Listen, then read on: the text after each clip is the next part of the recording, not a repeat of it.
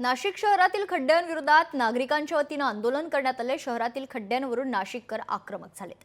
दिंडोरी रस्त्यावर नागरिकांनी रास्ता रोको केला होता। खड्ड्यांची तातडीने दुरुस्ती करण्याची मागणी देखील करण्यात आली। महापालिका आयुक्तांच्या कार्यालयाबाहेर आंदोलनाचा इशारा देण्यात आला। नाशिक शहरातील खड्ड्यांविरोधात नागरिकांनी आंदोलन केले। खड्ड्यांवरून नाशिककर आक्रमक झाल्याचे पाहायला मिळते। दिंडोरी रस्त्यावर आरटीओ कॉर्नर चौकात नागरिकांनी रास्ता रोको आंदोलन केले। खड्ड्यांची तातडीने दुरुस्ती करा अन्यथा महापालिका आयुक्तांच्या कार्यालयाबाहेर आंदोलन करू असा इशारा आंदोलनकर्त्यांनी दिला।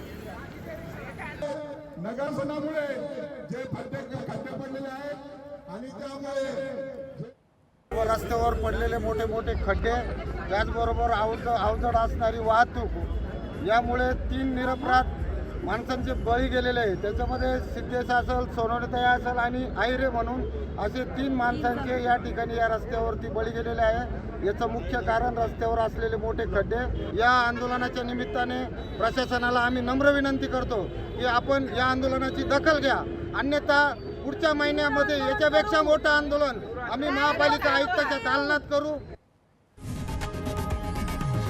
लोकशाही मराठी ऐका, पहा, जागरूक रहा।